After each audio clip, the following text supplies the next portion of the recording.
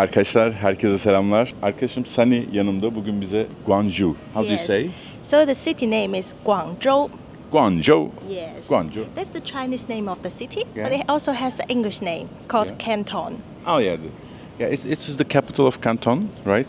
So no? Canton is this city, Yeah. and it's the capital of the Guangdong province. Guangdong Yes, and the province is located in the South China. And you speak Cantonese. Yes, I Yes. speak both Mandarin and Cantonese. Do you understand each other when you talk Mandarin and Cantonese? Well, I can understand both, but people from other province, they may not understand Really? Cantonese. Yes, Wow. it sounds totally different. Really? Yes, yes. Oh. So, for example, in Mandarin, we say Yeah. hello. Ni We hao. say ni hao, yes. But in Cantonese, we say lei hou. Oh, so here you don't say ni hao, You can Yeah, also say, people can understand. but leho. Lei hou. Leho. Yes. Ah. So you told me you're gonna see my zodiac sign, Chinese zodiac sign. Yes. So, which year were you born? 1981. 1981. Şimdi benim Çin ne diyor astrolojisi. July. July. Oh, Yeah, this month. This month. Yeah. Me too. I was also July. born. So is chicken. Chicken. Oh, so July 23 doesn't matter. Oh, you are July 23? Yeah. Me too. Ah. Ah. We are So Leo. Yeah, first day of Leo, right? Yeah. First day. It doesn't matter. So because the Chinese zodiac start from the Chinese New Year. Okay. So the Chinese New Year normally lays on January or February. Okay, just months. Yes. But So we are chicken. Yes, and Yeah. I'm a rat. I was Rat? born in 1996, Okay. so I'm a rat. So which color am I? Do you know? We don't have color, Yeah. just the animal. Yeah. So which year am I born? Chicken? 90 Chicken? Yes. Oh. Yes. Arkadaşlar ben tavukmuşum. It's quite good in this Latin calendar, which is Leo. I am lion, and in Ah, China I'm chicken. Yes. So And in China, I'm a rat, Rat. and lion. rat and lion. Okay, Yes. chicken and lion. Yes. Big difference. Yes. So perfect. Thank you Yeah. very much. That's. So if someone asks me in China my horoscope sign, right? So I will say I'm a chicken. Yeah. Good. How do you speak so good English? We have English class from elementary school to university. I think you're the only one who takes this class because the others cannot speak English. Oh, I'm shy. No, I'm joking. Yeah. But it's like so far you're the only one who speaks Really? English. Oh, glad to hear. It's my Yeah. great pleasure. Yes, very good English actually. Thank you. Very, very clever. Thank you. So let's see the temple.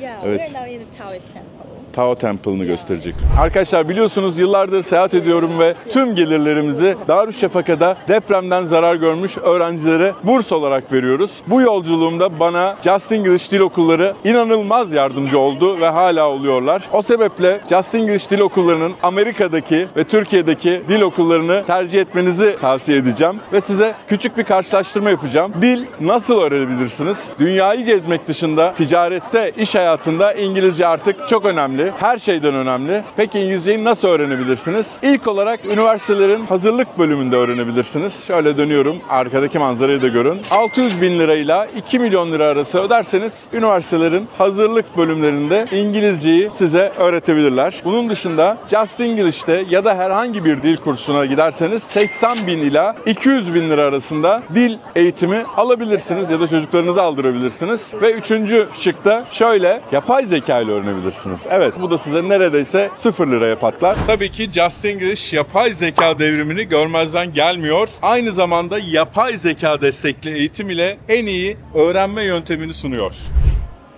Arkadaşlar bu muhteşem bir Tao Tapınağı'na geldik. Muhteşem ötesi. Tiantu denilen Taoizmin cennetini tasvir ediyor ve bunların hepsi küçük tanrılar, cennette yaşayan tanrılar. Biraz Yunan mitolojisini andırıyor. Fantastic. So beautiful. Ne kadar sürmüştür acaba bunu yapmak? It's handmade Yes. by hand, right? Elle yapılmış arkadaşlar. Bu da öğrencilerin tanrısı. Eğer sınavı kazanmak istiyorsanız buraya gelip bu tanrıya bu şekilde meyveler, bisküvitler hediye ediyorsunuz. Ve burada şimdi Taoizm, Budizm değil, farklı Çin dinlerinden bir tanesi. Tabii bunlar çok karışıyor. Burada 3 tane tanrı var. Şehir tanrısı deniyor bunlara. Ortadaki Çin İmparatoru. Which empire was it? South Han Dynasty. Oh. There was a local state Yeah. here in South China. Güney Han İmparatorluğu'nun şeyi ve burada buranın valileri var aslında. Belediye başkanları gibi diyebiliriz. Bunlar da tanrı olarak kabul ediyor zamanında yaptıkları iyilikler için. 2 tanesi de o. Yani şehir tanrıları diyorlar bunlara. Burada da yine muhteşem bir duvar resmi var. Wow, so beautiful. Buna eğilip dua ediliyor. Buna dua edilmesinin sebebi şu. Varlık tanrısı, yani zenginlik tanrısı bol şans getiriyor. Ve burada da çocuğu tutan bir tanrı var. Burada da çocukları hastalanan ya da çocuk doğurmak isteyen insanlar, çocuğu olmayan insanlar buraya gelip bu tanrıya dua ediyorlar. Ve ikramlar veriyorlar tabii ki. How old is this temple? About 600 years old. Paintings as well? Yes. 600 yıllık arkadaşlar bu tapınak. 600 yıllık. Ya şu duvar resimlerini ağlayacağım. O kadar güzel ki. What's the name of the bridge? Zhuan Yunqiao. Jua Yunxiao. Yes. Is correct? Yes. Jua Yunxiao köprüsünün üzerinden geçerseniz kötü şansınız iyi şansa dönüyor. Hadi bakalım. Geçtik. Oh. I feel so good now. Yeah, and now you get Hopefully. Evet. The modernity and the ancient China. It was surrounded by all this modern buildings. Yeah. It's in the very center of the Yeah. city. And this area has been the center of the Guangzhou city since the founding of the city, 2,200 years ago. Wow. Arkadaşlar zamanında burada çalışan işçiler için yapılmış binalar, tapınak ve gökdelenler. Çin'in birkaç dönüm. This maybe symbolizes a few different decades of China. Yes. The first maybe opening of China in like 1980s and this like modernization. Arkadaşlar müzeye girdik şimdi. Bakın otomatik olarak şemsiyemi kapattı. So this place used to be the children's park. Okay. But in 1997, this imperial garden was unearthed. 1997, just new, right? But this place is old. But Yeah, of in course. 1997, they found this place. Yeah, of course. Yes. 2200 years old. Yes. 1997 yılında çocuk parkıyken burası keşfediliyor ve 2200 yıllık burası. 2200 years old. This is the waterway, right? Yes. Yeah. It's an artificial. Yeah. I can imagine how they built like animals, flowers, and they were like, Fish and koi fish. yeah. Bunların içinde balıkların yüzdüğünü hayal edin. Bakın yapay yapmışlar 2200 sene önce. Fantastic. And here, there's a pond.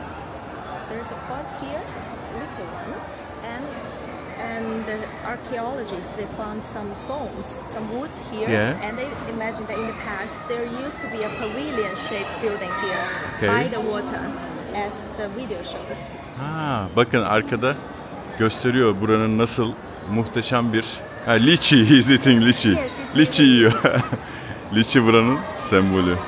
The best lychee is in this city. Yes, I've never seen in my life. So juicy and nice. Yeah, you like that? Yeah. And there are a lot of kinds of lychee. Yeah, I've seen like big ones, small ones. And different price. Yeah. Burada çok ilginç bir şey var. 2 tane kuyu var. İkisi de su için. Ama neden 2 kuyu var?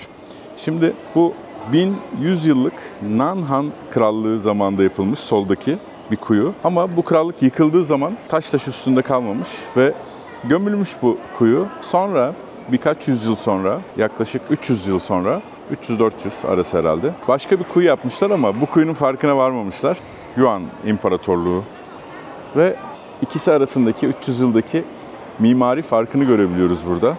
Burada üst üste böyle küçük kiremitleri koymuşlar. Burada ise daha büyük kiremitlerle yapmışlar ama neredeyse açıklıkları aynı.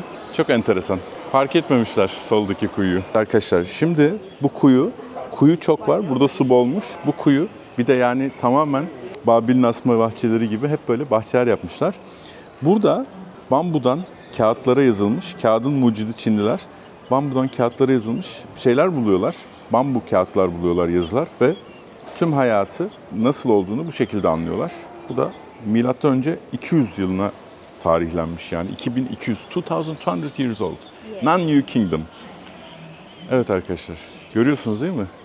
So what are the four big inventions Chinese made? Paper, powder, yeah, and gunpowder, printing, yes. and and the last one. TikTok. Now I would say TikTok is one of the four major inventions, and the compass. The one. The compass. Yes, the compass. Evet. Yes. Barut. Yeah, and paper. Yes, paper making. Yeah. Kağıt yapımı, yazı, barut, yeah, powder, gunpowder. So he's looking with the eyes, glasses. So he sees the. I'm not sure. Yeah, I think he sees the how it looked at the old times. That's interesting. Bakın çocuk eski halini gösteriyor müzede. Bu zamanında tabii ki üst üste biniyor. Arkeologlar tarihlemiş hangi krallık, hangi imparatorluk, hangi döneme ait diye. Her tarihte burada bir krallık, medeniyet yaşamış.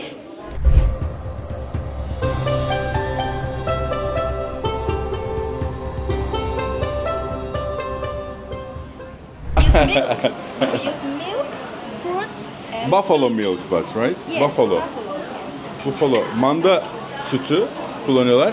You order for me the most famous one. Try the most famous one. You try the ginger one. Okay. I like this Alipay. Yeah, it's so convenient. I love it. Oh. Thank you. Arkadaşlar burası en eski tatlıcı mekanı. Wow, salt. Hotel is located in a place called Dongshankou, Okay. and that place is an old neighborhood, and I grew up there. Yes, and there's the same name of this Oh, yeah. dessert shop there, and I visit there like once or twice a week. What is this dessert? Can you explain me? What's the name? So the name is double skim milk. Okay. They boil the milk of buffalo, Okay. and then cool it down or something, or maybe after some special process. Okay. And then the milk becomes creamy. Okay. Yes. It's like pudding. Yes. Yeah. The texture is similar Yeah. to pudding, but the taste is different. Different. Yes, and now because it's creamy, so people can put some beans or fruits, yeah. mangoes, or everything they want on top of the Yeah. double skim milk. Evet. Geldi. Wow. You can see from the color. Yeah. You have You want to ginger. try some of this one? Very nice. You try it. Yes, we believe that ginger is good for ladies. Okay. So we drink a lot of ginger juice, or we put ginger inside the dessert to boil with Yeah. brown sugar, or the ginger with milk. And they give me a card introducing the ginger milk pudding. Benimki düz arkadaşlar. Manda sütünden And it's creamy. şeyi taşıyor, kaşığı. Üzerinde kaşık duruyorsa iyi kıvamda demektir. Arkadaşlar şimdi olay şu. Elini basıyorsun. Tam onda durursa hediye veriyorlar. Hadi teyzem.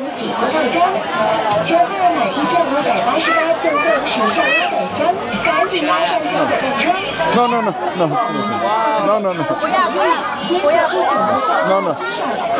Da-na-na-na. 司马明真大字款徽开季，一楼休闲男女装，二楼时尚活力女装，三楼都市休闲男装、文具童装。现时免费加入司马会员即可享受。全场下周 T 恤买一送一，夏季Aa,短裤、休闲长裤优惠不等夏季。 sorry. Durmadı, kendi durmuyormuş ya. You want to try again? I will try again later. I will disguise in a different. I'll go like this. Okay. And we're going to take a look at the map of the city. Yeah. When it was in Qing Dynasty this way. Aa, bakın bu Çin hanedanlığı zamanında burada Çin'in en eski camii var arkadaşlar bakın. Ve ben size oraya da götüreceğim. inanılmaz. İslamiyet'ten sadece belki 100 yıl sonra yapılmış dünyanın bu ucundaki camiyi göreceğiz. Şöyle bir şey var. Bu nehir direkt Güney Çin denizine ulaşıyormuş. O sebeple deniz yoluyla yapılan İpek yolunun başlangıcıymış. Tabii deniz çok daha yakınmış o dönem. Bir katedral de var Hristiyanlar için. Ama cami çok önemli. Katedral tabii çok sonraları yapılmış. Camiyi ben görmek istiyorum. Görüp görebileceğiniz en eski camilerden bir tanesi. Dün gece göstermiştim size. Neredeyse 1000 yıllık bir yol. Aynı ticaret yolu. Bugün de insanlar üzerinde yürüyorlar zaten. Bu yolun üzerinde yürüyormuş 1000 sene önce insanlar. Bizim minyonlar hala devam ediyor.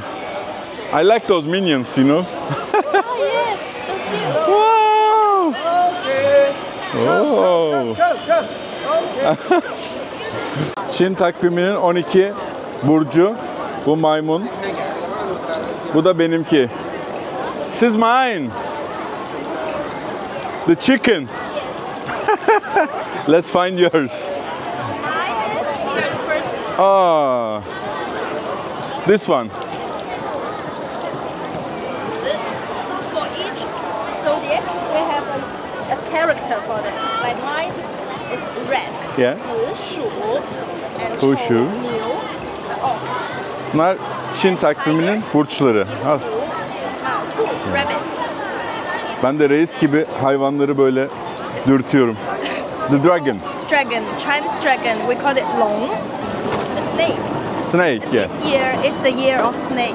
Aa, şu anda yılan yılındaymışız. Snake is people's ex-boyfriends. Why?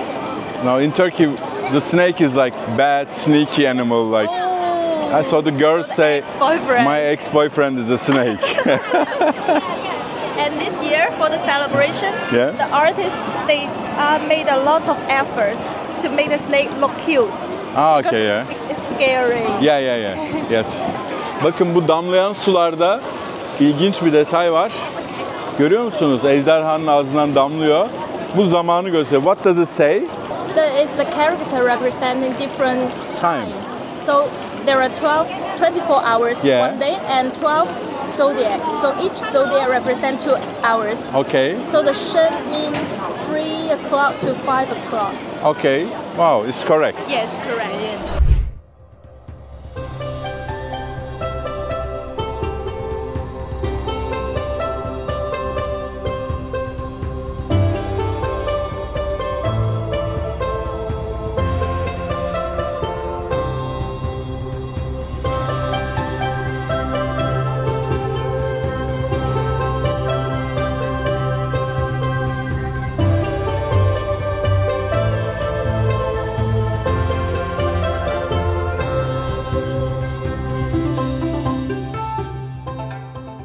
Burası bir dershane gibi arkadaşlar. Hükümete giriş sınavı çok önemli burada. Onun için böyle aileler çocuklarını yetiştirmek için. So the families built this just to teach their children extra. Yes. Yeah? And to provide free accommodation because the examination was only held in capital cities like Guangzhou. But the students from other towns with the same family name, they also Okay. need some place to stay. So this place will provide free accommodation for Okay. them. How many years ago was that? I'm not sure. This one about 100 years. Yeah. Bu 100 yıl önce oluyor tabii. Aynı soyadıyla şimdi sınav burada gerçekleştiriliyor başkentlerde. O dönemin başkentlerinde. Hem böylece çocukların, aynı soyadda olan çocukların şeyi sağlanıyor. Arkadaşlar burada da çocukları heveslendirmek için 1 milyon yuan 6'ya bölerseniz dolarını bulursunuz, 7'ye bölerseniz 150 bin dolar gibi.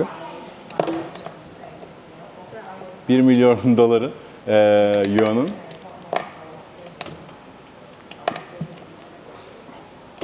I like this sports. Can I do with one hand?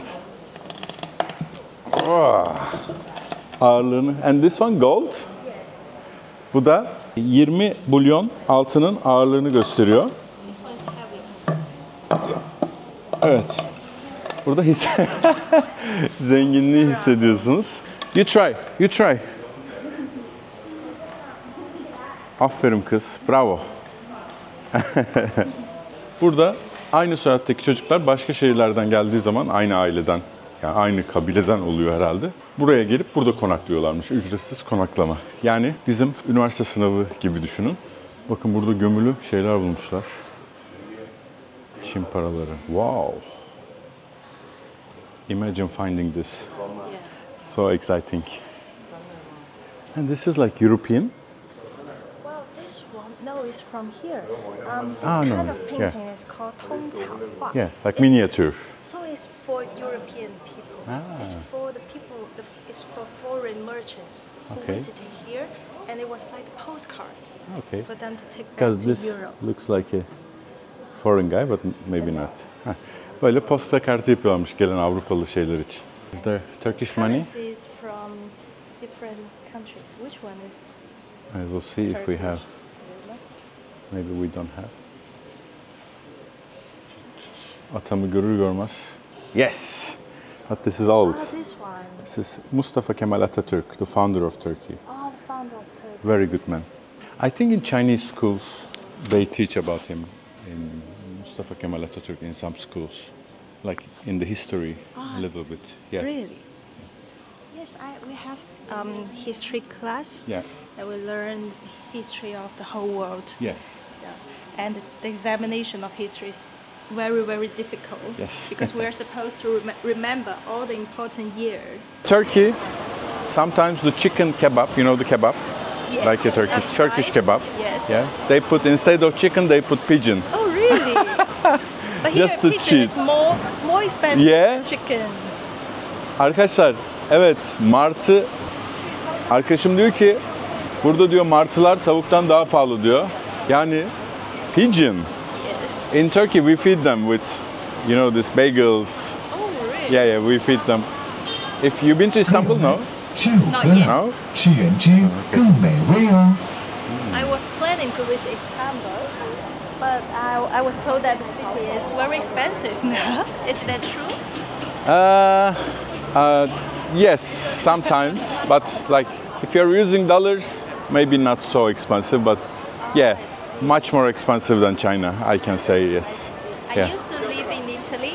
Oh, I find the price in Italy is not as high as I imagined. okay. So I'm thinking about maybe Istanbul is not as No. that expensive. No. If you think Italy is not so expensive, then Turkey is not so expensive because I see. Italy is expensive. Yeah. Yeah. Yeah. Have you been there?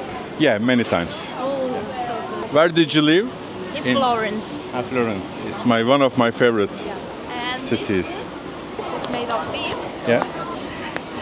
They used it to make the soup. Yeah, we have this soup in Turkey. Oh, really? Yeah. And here they sell the internal organ. Yeah. Of Same, we have this. Same. Yeah, kelle paça gibi arkadaşlar. I can try this. Interesting. Yeah. We have the head, the skull, Yeah. and the feet. feet and the Turn neck. into yeah. Neck. Neck. Yeah. And the claw. Everything. Yes. It's a delicacy in Turkey. Yeah. We like it a lot. Yeah. Yeah. Kelle paça burada da varmış. Like this one. Different parts. Like this, the stomach. Ah, yeah. İşkembe. We call it işkembe. The stomach. And some lung. And different part of the Yeah. body. Thank you. How are you? Türkiye benziyor zaten adam. And chickens. We don't eat this. You don't eat it? No. Tavuk ayağı biz yemiyoruz. No. Not many tourists, right, here? Ah, yeah, but Chinese tourists. Yeah. Bunların hepsi turist ama Çinli. Bir de ben varım. Nanhan Hanedanlığı'nın imparatorluk bahçesi arkadaşlar.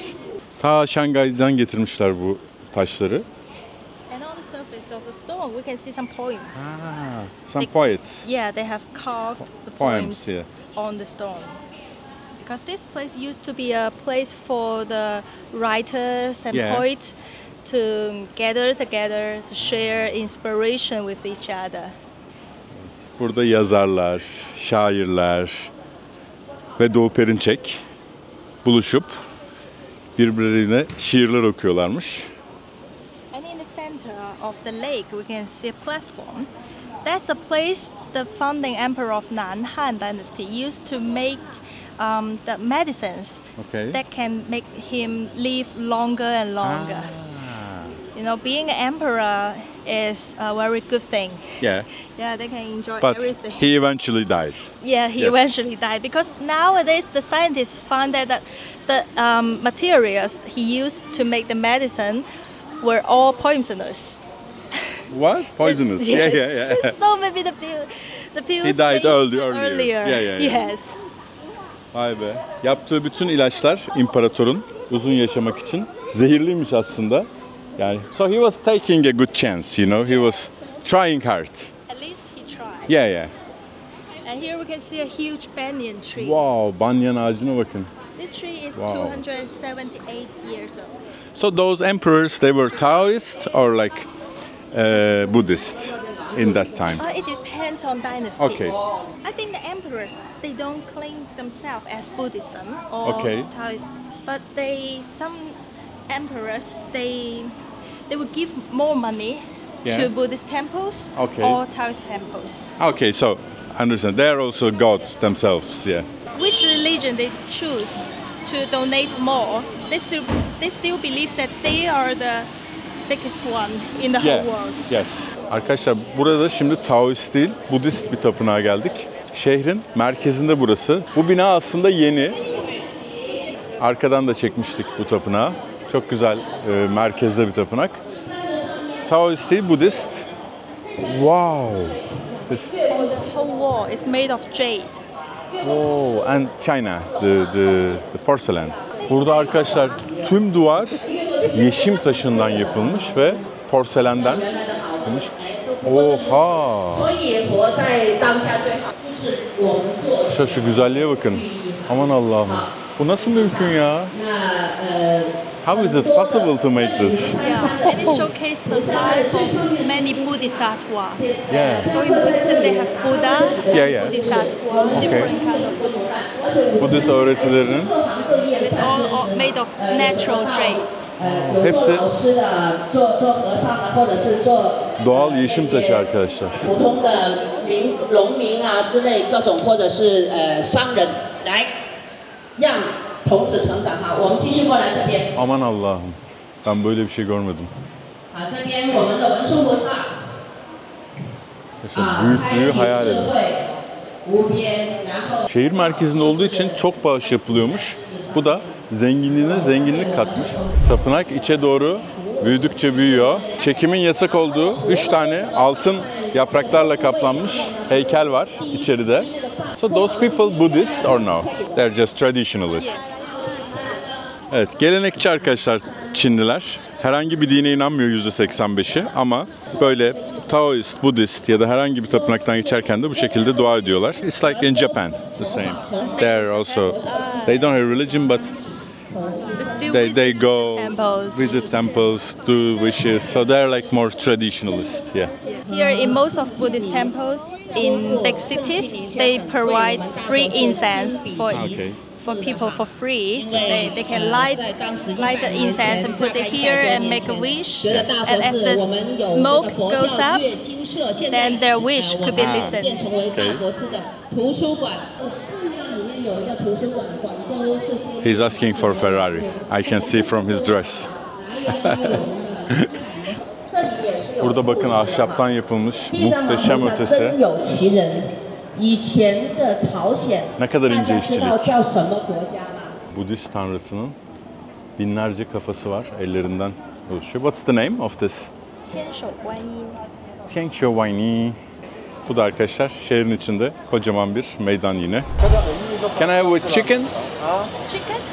有冇雞肉㗎? Bak diyor. Oğlum ben bunu nasıl anlayayım? Oh, they don't have the one with chicken. Okay, what do they have? Beef and pork. Beef is good, beef. 牛肉是哪一个? What's the name of this food? The food?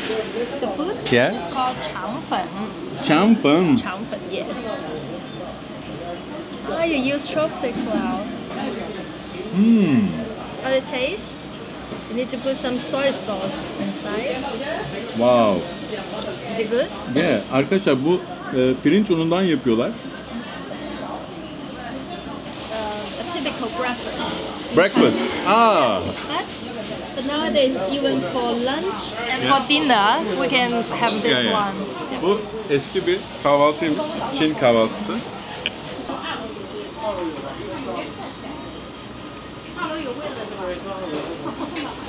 Oh. O ülkenin yemeğini denemeniz gerekiyor. Yumurta da var. Soya sosu tabii ki. Çin'in. Better with soya sauce. Soya sosu güzelmiş ha. Bizdeki soya soslarına hiç benzemiyor. Bu dana eti.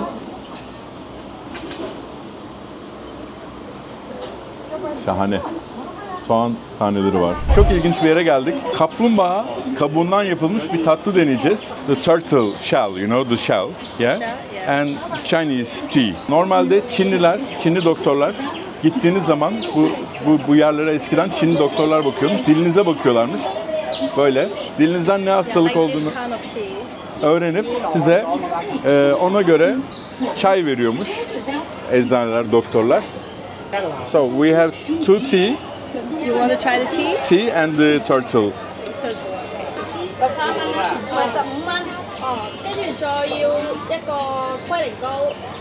Teyze kaplumbağa. Kaplumbağa Ninja Turtles. WeChat. I just think Alipay is the only one. Yeah, the WeChat Pay is similar with Alipay.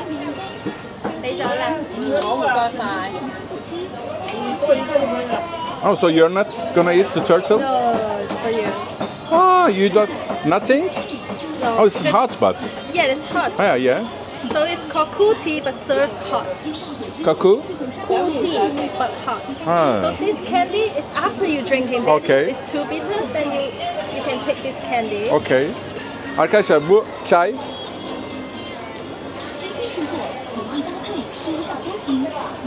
Oh. Holy. Çok acı. Onun için şeker verdi kadın.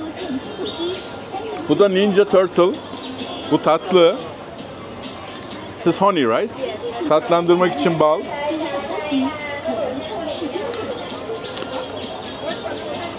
Evet, bu kaplumbağa kabuğu arkadaşlar. Kaplumbağanın taşıdığı evi var ya, kabuğu.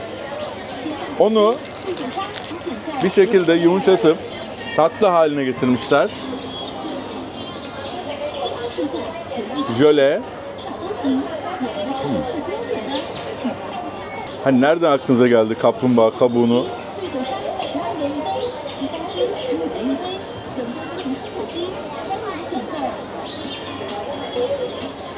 Balla güzel bir jöle oldu.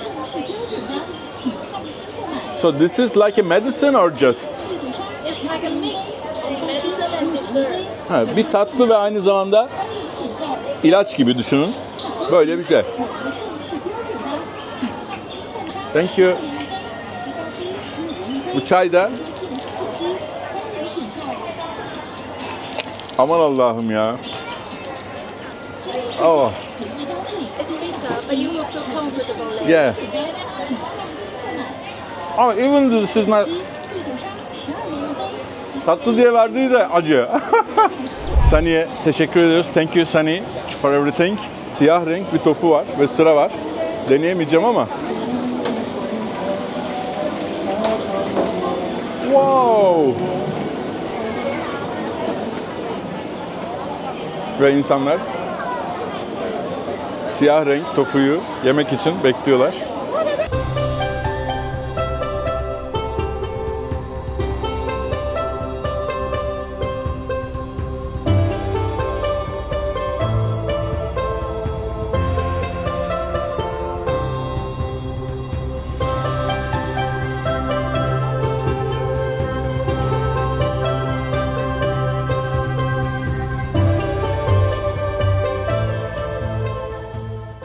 Size seyahatlerimde gördüğüm en ilginç şeylerden bir tanesini paylaşacağım.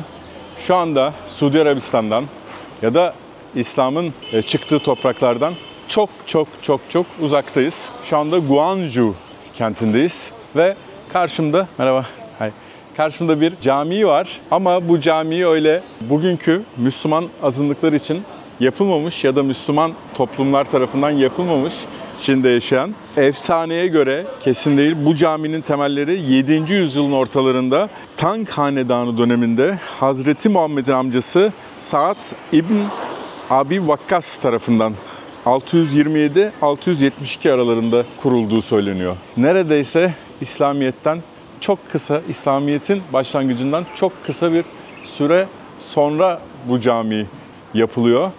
Üzerinde Arapça yazı var, mermer üzerine. Ne yazık ki ben size çekim yapacağım diye tam yetişemedim. İçine giremeyeceğiz sanıyorum. Hello. Selamun Aleyküm. Can I see? Selamun Aleyküm. Yes. Çince bir yazı var. Tapınak, yani Çin tapınakları şeklinde bir cami kesinlikle demezsiniz. Efsaneye göre, rivayete göre Hazreti Muhammed'in amcası burayı kuruyor. Yani İslamiyet'in yayılma hızını hayal edebilirsiniz. Çok hızlı bir şekilde yayılıyor. Ve burada bir fener aydınlatıyormuş. Bazı akademisyenler 7. ve 10. yüzyıl arasında kurulduğunu söylüyorlar. Guangta Işık Kulesi, minare. Aynı zamanda caminin minaresi bu ama fener olarak da kullanılıyormuş. Ne kadar ilginç, güzel bir düşünce. Hem fener hem minare, ilk defa burada gördüm. Tuğladan 36 metre yüksekliğinde ve o dönem bu bölgenin en yüksek binası. Fener gibi yakılıyormuş geceleri. İnci Nehri var buradan. Oradan geçen gemilere rehberlik ediyormuş. Ayrıca rüzgar göstergesi olarak da işlev görmüş. En tepesinde altın bir tavuk. Rüzgarın yönünü belirlemek için kullanılıyormuş. Şu anda yok o altın tavuk. Pisa Kulesi gibi yapı. Eğik aynı zamanda. Onu da görebiliyorsunuz. Zaman zaman yangınlarda yanmış, yeniden inşa edilmiş. Araplar, Malaylar, Afrikalılar, İranlılar ticaret için buraya geliyorlar. Burası deniz üzerindeki İpek yolunun, bizim bildiğimiz karayoluyla İpek yolu değil, deniz üzerindeki İpek yolunun başlangıç noktası arkadaşlar. Onun için çok önemli ticari olarak ve burada inanılmaz bir Müslüman nüfus yaşamış zamanında. Ben içine de gireceğim. Çok güzel. Yasak etmediler.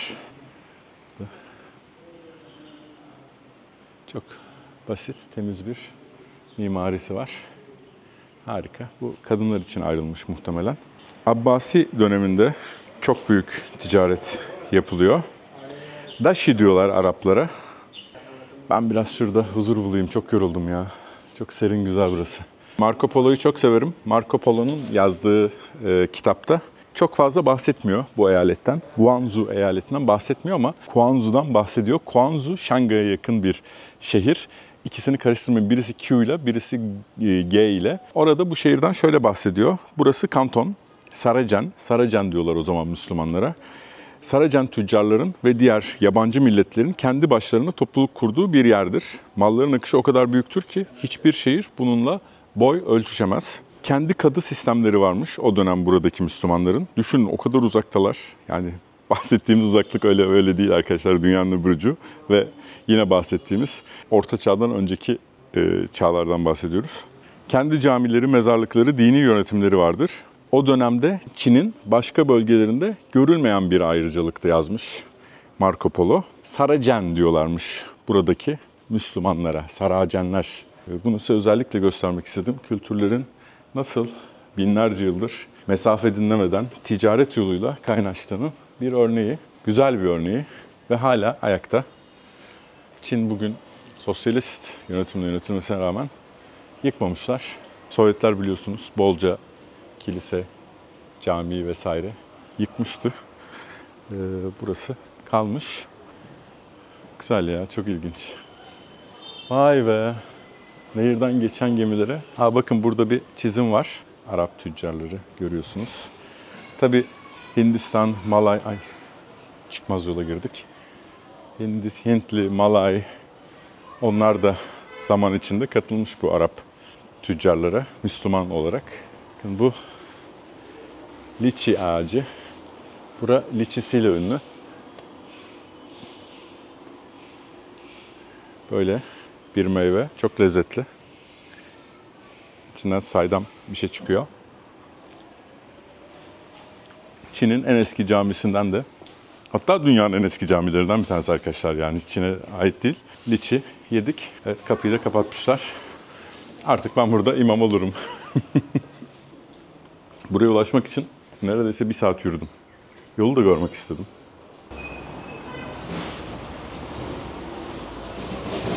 Adamların ağacından liçi aldık ha. Helal etsinler.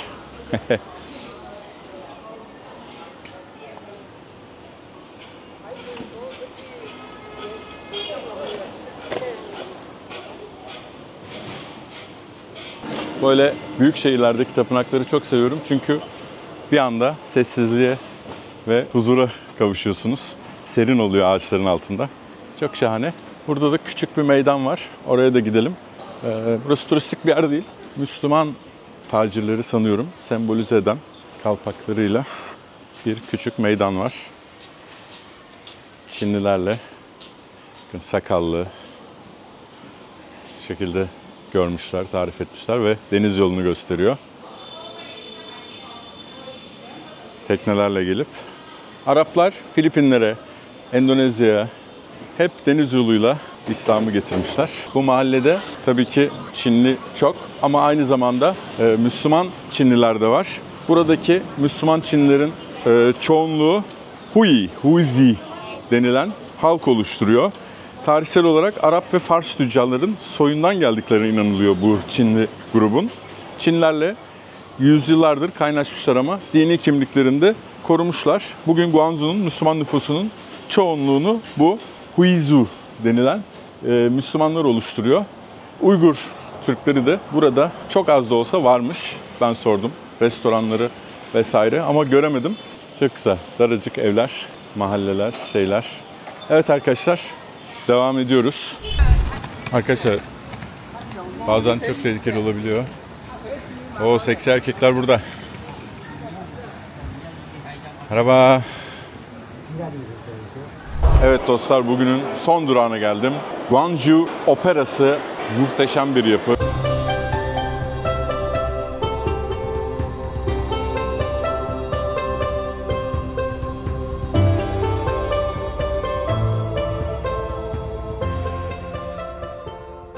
Ben operaları çok seviyorum. Dünyanın birçok yerinde, Kolombiya'dan tutun Avusturya'ya, her yere, Ukrayna'ya, opera olan yerlerde operalara gidiyorum. Buraya da geldim ama görevliyle konuşmamız çok komikti aslında. Ne operası var dedim, hangi konu hakkında? İşte bale, opera karışımı bir şeyler var falan dedi. İngilizce çok iyi bilmiyor. İşte fiyatına kadar dedim, şu kadar. Saat kaçta? 7.30'da dedim. Tamam dedim, bir kişi alabilir miyim? Ama dedi, bilet yok dedi. bir saat konuştuk. Her konuda bilgiyi verdi. Bilet yok dedi ama sordum. Aynı zamanda tabii gökdelen merkezi burası. Böyle o bizim filmlerden bildiğimiz New York vesaire opera binasını biraz uzaktan çekeceğim. Ve Guangzhou'nun ünlü kulesi. Üzerinde Çince Kılıçdaroğlu aday olmayacaktı yazıyor. Olmasın değil, olmayacaktı yazıyor. Tabii ışıklar daha sönmedi. Opera bileti kapmış abim. Benim hakkımı bu abim kapmış. Opera biletiyle opera binasını çekiyor. Güzel bir de park var. Benim gibi kerizlenmeyin. $5 verdim sodaya. Çok susamıştım. Çok nemli, çok sıcak. Direkt aldım sormadan.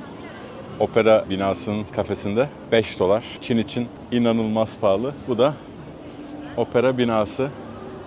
Norveç'te de göstermiştim, hatırlıyor musunuz? Ona biraz benziyor.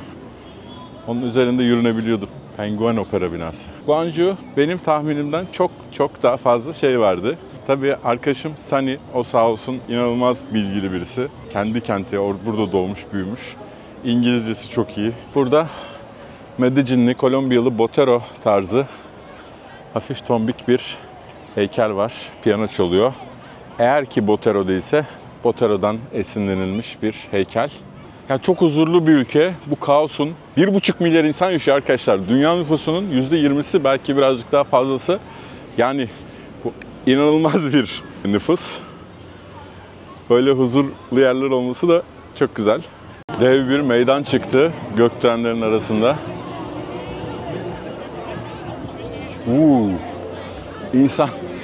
İnsan akın arkadaşlar.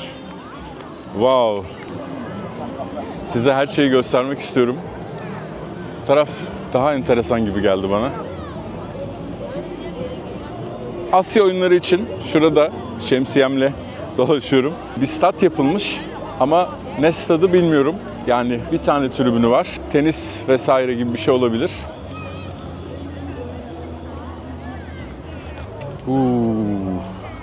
Şimdi ışıklar yavaş yavaş yanacak. Bekleyeceğim ışıklara kadar.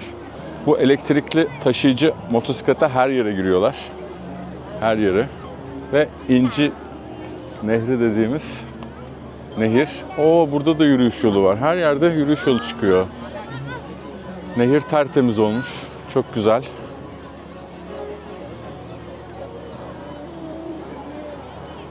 Allah Allah.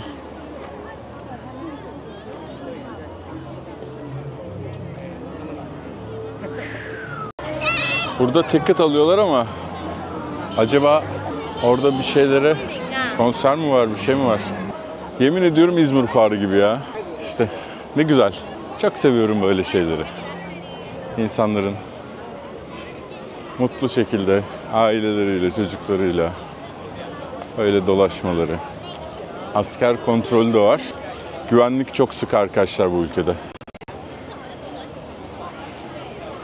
Problemliyseniz göz açamazsınız.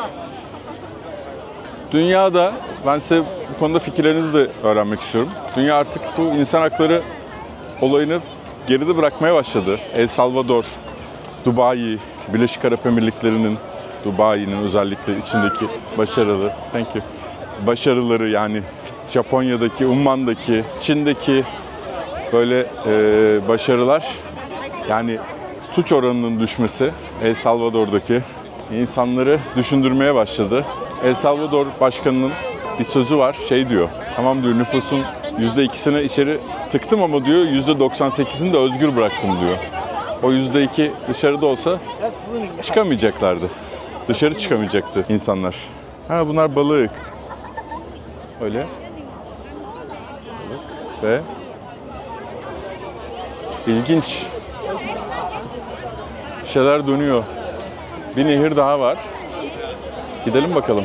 Evet, şimdi Gwangju'nun İnci Nehri'ndeyiz. Gwangju Kulesi'nin etrafında insanlar oturmuş. Kuleyi izliyorlar. Burada İnci Nehri turu yapabilirsiniz. Tabii ki manzara bu tarafta da var. Harika bir manzara var. Şimdi göstereceğim size. Hey gidi hey. Böyle muhteşem bir manzara var. I love Guangzhou değil, I love China yazmışlar. Çin'i çok seviyorum. Nasıl ama tercüme? Simultane. Çin'i çok seviyorum işareti var. Ve arkada da Gwangju Kulesi. Ben yoruldum. Bugün herhalde 20.000 adım attım. Dediğim Asya Oyunları Stadyumu ışıklandı. Arkadaki kuleler ışıklandı. Evet. Bugünlük bu kadar. Kendinize iyi bakın. Kanala abone olmayı unutmayın. Yorum atarsanız da keşfete düşmemizi sağlarsınız. O da burslarımızın artmasını sağlar. Kendinize iyi bakın. Harika bir manzaradan selamlar.